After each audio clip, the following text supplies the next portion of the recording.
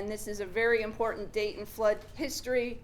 This year's annual reminder about flash flooding featured a hard look back 2 decades to July 8, 1999. 3 inches of rain deluged Clark County in less than 2 hours, causing more than $25 million of property damage, much of it at the waterlogged Miracle Mile Mobile Home Park.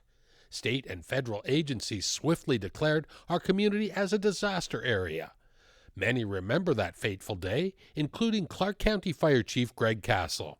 The chief was then a captain, and the brave men and women on his Station 17 crew probably saved a few lives. We ended up doing water rescues for hours down by the golf course and where the flood, the channel runs right under Eastern between Flamingo and Desert Inn. We had a lot of people that do what they're not supposed to do, drive out into water, try to play in the water, and they got stuck. In 1999, the Regional Flood Controls Network consisted of about 250 miles of channels and storm drains and 45 detention basins, and it performed admirably.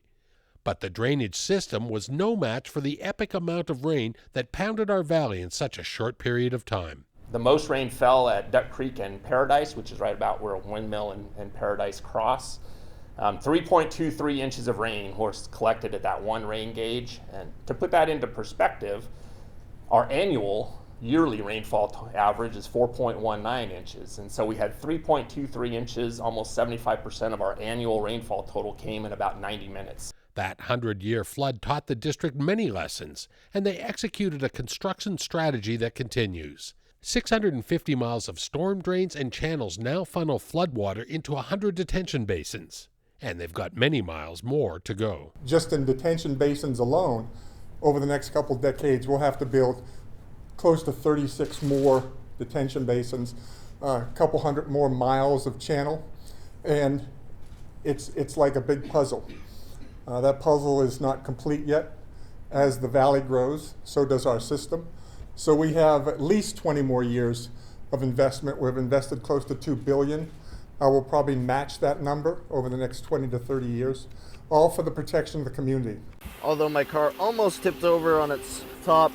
Building facilities that keep floodwaters away from people and people away from floodwaters is the goal of the district.